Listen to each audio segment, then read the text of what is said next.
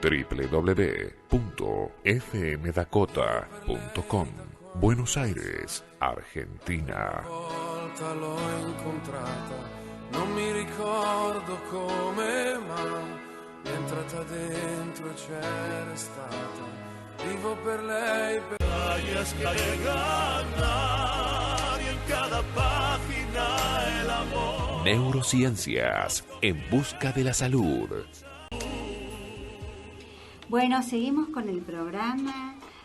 Tenemos el gusto de presentar a un amigo, a un médico que quiero mucho, que es el doctor Marcos Asade. Primeramente lo voy a presentar, es médico especialista en psiquiatría, es psiquiatra del Hospital de Gastroenterología Bonorino Udaondo, coordina el área de psiquiatría del Servicio de la Conducta Alimentaria del Hospital Argerich, se especializa en el tratamiento de los trastornos psiquiátricos que pueden asociarse a enfermedades gastrointestinales.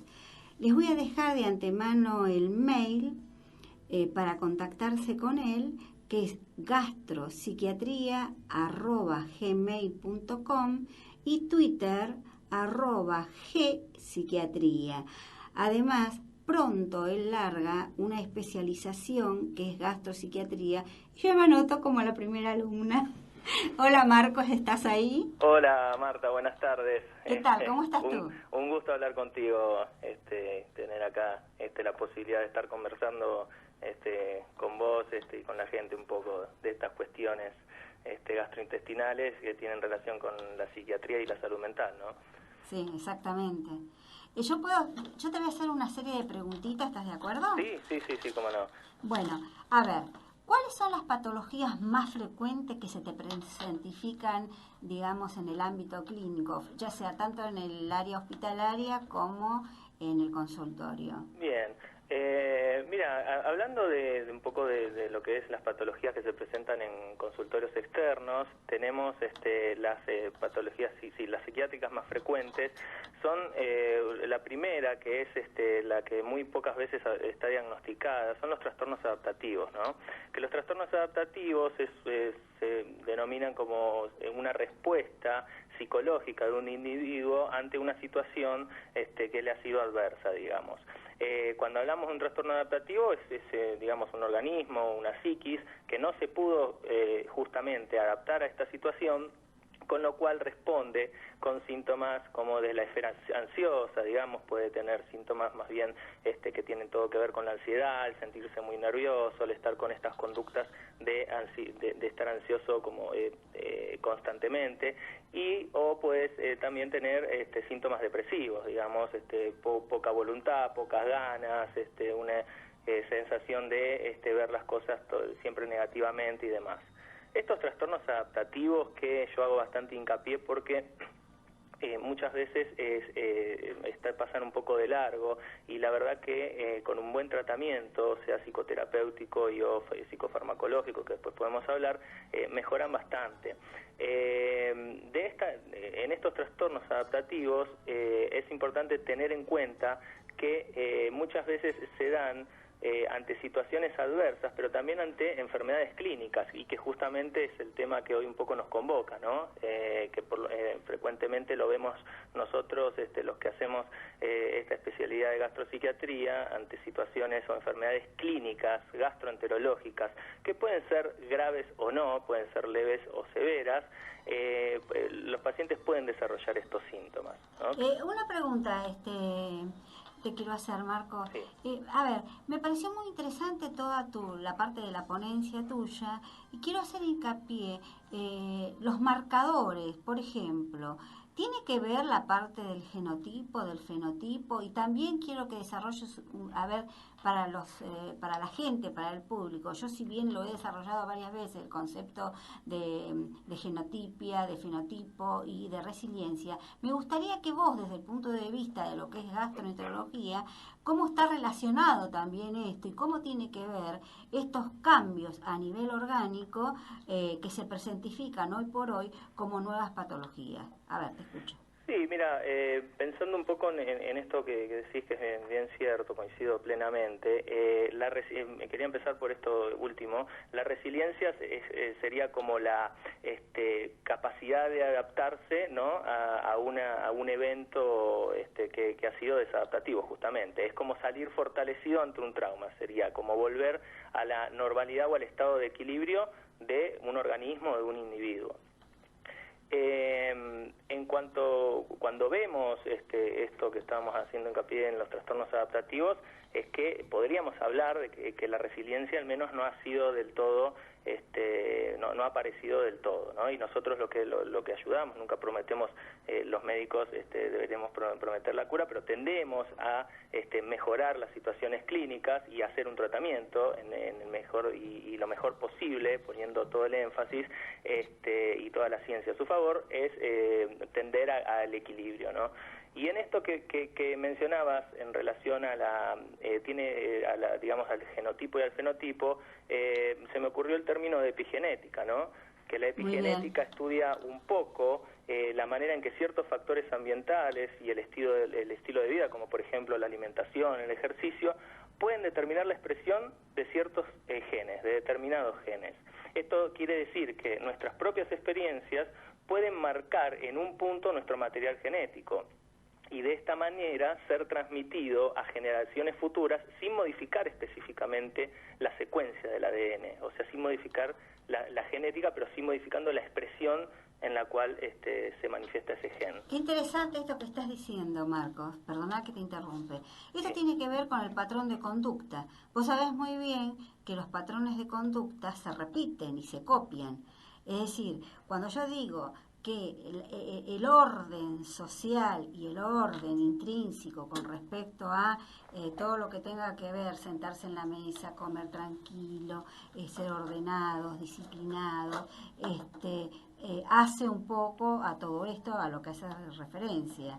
¿Es así o no? Sí, tiene el comportamiento desde ya es una expresión también, y la conducta, digamos, y ahí te podemos hablar de fenotipo también. O sea, el fenotipo sería la expresión del genotipo.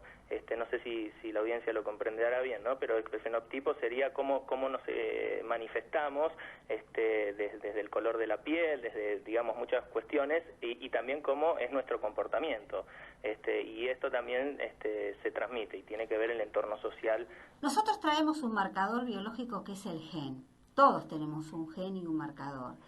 El fenotipo se va a determinar en tanto y en cuanto, porque tiene que ver con la estructura del sujeto.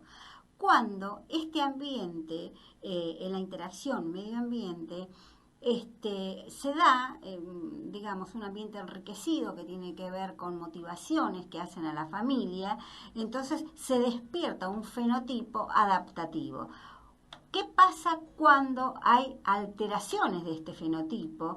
Ahí comienzan a aparecer los marcadores biológicos mencionados anteriormente que sí condicionan al fenotipo y van a dar a un fenotipo no adaptativo, con problemas conductuales. ¿Me entendés? Exacto, Marta, creo que lo has explicado de una manera muy clara. Bueno, y te quiero hacer otra pregunta. A ver, ¿qué enfermedades del tubo digestivo son propensas a relacionarse con patologías psiquiátricas? Bueno, a ver, dentro de... primero, dividir un poco las patologías del tubo digestivo según sean a grandes rasgos. Yo no soy gastroenterólogo, yo soy psiquiatra, pero bueno, a grandes rasgos tenemos las patologías estructurales, o sea que se modifica la estructura o la digamos, del órgano, y tenemos por otro lado las patologías funcionales. Las patologías funcionales son enfermedades en donde la estructura permanece, digamos, indeleble, pero se genera una alteración en la función del órgano. En este caso, por ejemplo, podemos mencionar una patología bastante frecuente que es el síndrome de intestino irritable o colon irritable, que mucha gente lo habrá escuchado hablar o incluso mucha gente lo habrá padecido. Una pregunta, Marcos. ¿Qué pasa si el paciente se deja estar con el colon irritable o no consulta a un médico tratante? El primer punto es que el colon y el síndrome de intestino irritable o colon irritable vulgarmente llamado y más conocido, puede ser o leve, puede traer síntomas leves, moderados o severos, ¿no? Que hay un criterio clasificatorio que obviamente acá escapa a esta charla, pero básicamente hay dolor y alteración en el hábito evacuatorio y algunas otras cuestiones en donde digamos, no es una enfermedad grave desde el punto de vista estrictamente médico, pero sí es una enfermedad que puede traer mucha disfunción, digamos, mucha disfunción quiere decir mucha alteración en la vida cotidiana, en los lazos sociales, en la relación con los demás, en el estado de ánimo, en los síntomas de ansiedad. Son personas que si tienen síntomas de moderados a severos van a estar constantemente preocupados por la enfermedad, y si no concurren al médico, lo que sucede es que empiezan a generar un circuito en donde se retroalimenta todos estos, digamos, del pensamiento con los síntomas. Esto quiere decir que al tener un síntoma, por ejemplo, me duele la panza, pienso, y más si tengo un temperamento ansioso, digamos un carácter ansioso, pienso que puedo tener algo grave, y al pensar que puedo tener algo grave...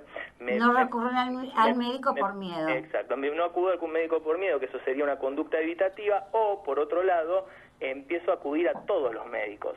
Entonces ahí también hay caemos en un error, en un círculo vicioso. Ahí hay que marcar un punto, es importante que muchas veces quienes presentan estos síntomas son desestimados por los médicos clínicos o los médicos generalistas, pero desestimados no en el mal sentido, sino como, digamos, en la intención de querer transmitirle al paciente, no, lo que usted no tiene no es grave, sin embargo vamos a hacer una serie de estudios y demás. Eso hay un error ahí en la comunicación muchas veces, y el paciente se siente desestimado, siente que no ha sido del todo estudiado y que precisa cada vez más estudios. Ay, cómo me encantó eso que dijiste, Marco, porque te voy a hacer una pregunta ahora. ¿Puedo? Sí, claro. Me encantó esto que puede ser desestimado. Hay un tema que yo siempre digo, ¿qué es el huevo o la gallina? Con respecto, a ver, ¿qué es lo que se presentifica primero? Yo tengo mi teoría, pero quiero escuchar la tuya. Con respecto a ver, ¿es la depresión lo que se presentifica y no lo sabemos? ¿Son pacientes depresivos? Porque hay una diferencia entre pacientes deprimidos y depresivos. ¿Son pacientes deprimidos? ¿Son pacientes depresivos? ¿O realmente es la presentificación orgánica primera? ¿Sí? O los signos y síntomas traerían a colación luego una depresión subyacente. A ver, infiero un poco tu teoría, ¿no? Después de la manera en que lo presentaste. Yo creo que de todos modos, y también en base a lo que dice la bibliografía, siempre nos basamos todos nosotros con criterio científico y con estudios, ¿no? Hay síntomas, lo que se está viendo frecuentemente es como que los síntomas están fragmentados, ¿no? Y muchas veces los médicos tendemos inconscientemente y sin darnos cuenta a fragmentar, además del síntoma, a fragmentar el cuerpo y a fragmentar digamos, lo que trae el paciente. Esto quiere decir que si yo veo un paciente y por un lado está deprimido, por otro lado tiene una enfermedad, por ejemplo, una enfermedad celíaca, que es una enfermedad del tubo digestivo, y al mismo tiempo tiene una disfunción en sus relaciones o una alteración en su conducta o un problema familiar, digamos, si yo lo veo de esa manera y trato de interrelacionar todo eso, voy a estar evitando que se cinda, digamos, que se fragmente. Actuando de este modo, vamos a estar viendo a la persona de modo integral, ¿no? Ya, digamos, el dualismo cartesiano debería, por lo menos a mí, en mi criterio, debería tener entrar en desuso y ver a las personas como seres íntegros, y que lo que enferma, digamos, en este caso, no es un intestino, sino que es un intestino que está en una persona, es una persona, y a su vez sabemos, esto digamos a nivel más global, pero sabemos también a nivel molecular, a nivel de sustancias. Eso te iba a preguntar yo. De esto, Marta. Bien, hay una cosa que te quiero hacer una pregunta, a ver si coincidís conmigo.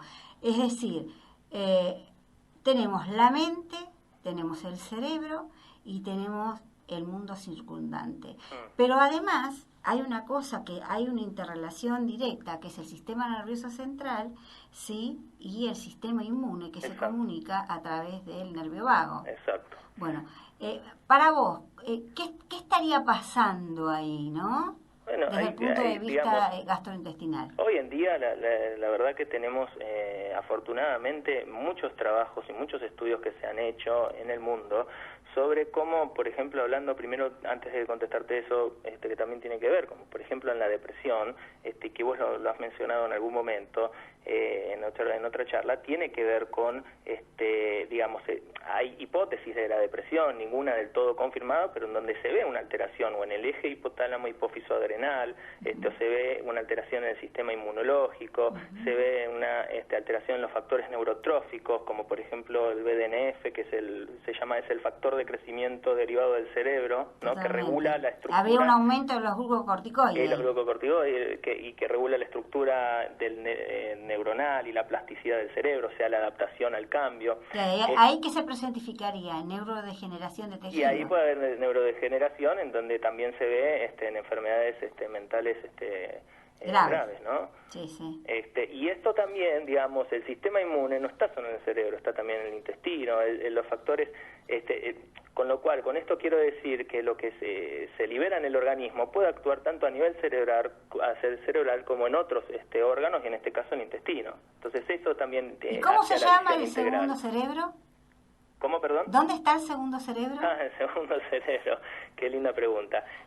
Bueno, de hace un tiempo, unas décadas, Michael Gerson definió, de la Universidad de Columbia, definió que el segundo cerebro está en el intestino, y esto, digamos, muy lúcidamente lo ha definido debido a que en el intestino tenemos como alrededor de 100 millones de neuronas. La mayor concentración de serotonina. Muchísimas neuronas, y ahí se sintetiza el 90%, entre el 90 y el 95% de la serotonina. La serotonina, hemos hablado en algún momento, que tiene mucha injerencia en varias cuestiones, y también en lo que tiene que ver con la conducta y las cuestiones depresivas. Más que nada depresión y ansiedad. Exacto, y la ansiedad también. Entonces, podemos ver ahí cómo está interrelacionada y cómo la serotonina, una sustancia tan importante, tan importante para la psiquiatría, digamos, en su mayor parte se sintetiza en el intestino. Bien, y a ver, desde el punto de vista de la psiquiatría biológica, porque en realidad yo hago psiquiatría biológica y vos también, qué importante que es el triptófano y la cadena de aminoácidos para mantener el pH de la célula. Sí. ¿Qué opinas tú? Bueno, sí, en eso sos, digamos, la gran conocedora, sos vos. Yo la verdad que no estoy, digamos, tanto como para algo más una medicina alopática, pero tiene la verdad que la psiquiatría biológica es muy prometedora y tiene como ciertas cuestiones que van como más al foco de la cuestión, ¿no? Esto que hablas del triptófano es totalmente demostrado, como el triptófano es un aminoácido que es precursor de la serotonina, o sea que sintetiza serotonina, con lo cual si tenemos menos triptófano hay más probabilidades de que esa serotonina disminuya, y demás. Y esto lo vemos, acá quería hacer relación también con lo que tiene que ver con gastropsiquiatría, como el déficit de triptófano que se ha visto, por ejemplo, en pacientes con enfermedad celíaca, en donde el triptófano no se absorbe porque el intestino, digamos, escapa de esta charla, ¿no? Pero en la enfermedad celíaca, como bien sabemos, no se absorben ciertos nutrientes por una cuestión inmune, en donde tampoco se absorbe el triptófano, y al no absorberse el triptófano, muchas veces una de las hipótesis es que no se genera serotonina y con eso no se genera depresión, digamos. Entonces, una de las teorías, yo esto lo comento como para ir integrando todas estas cuestiones, ¿no? Una de las teorías de depresión en enfermedad celíaca sería esta teoría que tiene que ver más con la biología pura, digamos. Claro, no con la ausencia de triptófano. No se sintetiza esta sustancia que en este caso tiene que ver con el estado de ánimo. Por otro lado, en la enfermedad celíaca, desde ya que el estilo de vida, el tema de hacer la dieta, las conductas sociales y demás, pueden predisponer a un estrés importante y esto también predisponer a depresión, ¿no? Desde ya, esto es una visión integral que creo que tenemos que tener a la hora de abordar estos casos. Muy en cuenta, y aparte a la hora de la consulta tener un vasto conocimiento dentro del campo de las neurociencias, porque hoy por hoy sabemos que el futuro que nos espera es esto, abordar al sujeto desde la biología misma y apuntar con medicación específica, trabajando en la singularidad del paciente y enfocándonos en su problemática específica.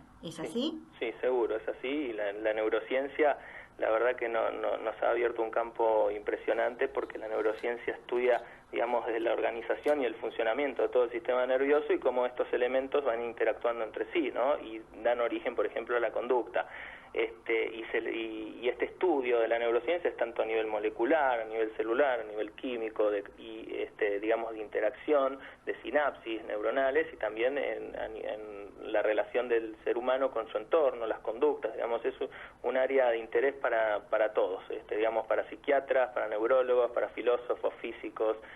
Creo que es muy prometedor, ¿no? Sí, ¿no? Y sobre todo a nivel investigativo, ¿no? El doctor va a poner un centro de gastropsiquiatría, y como yo le digo a él, va a ser como el padre de la nueva especialización de gastropsiquiatría, que yo me anoto, Marco, contigo.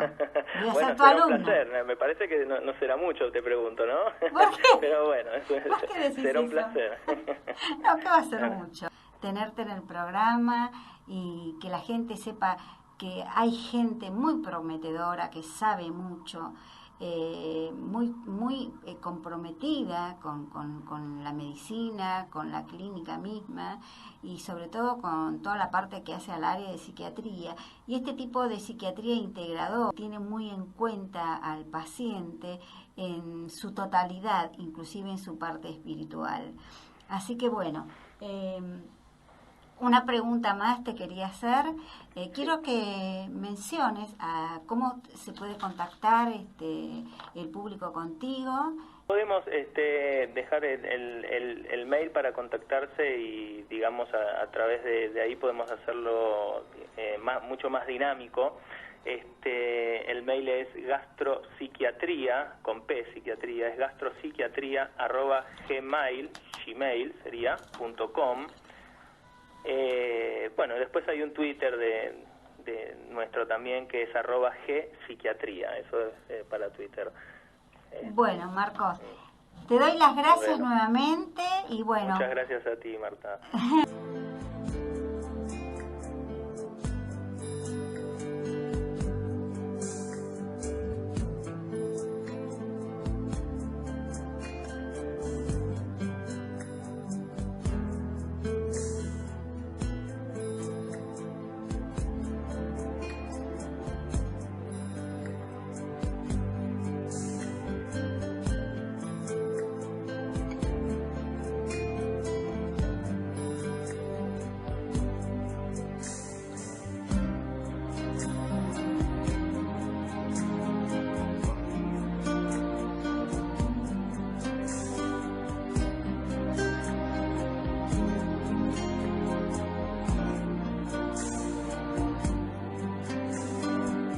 Estamos compartiendo Neurociencias con la conducción de la doctora Marta Suárez Merialdo. Bueno, espero que les haya gustado la entrevista del doctor Marcos Asade. Como vemos, es muy importante atender al cuerpo, no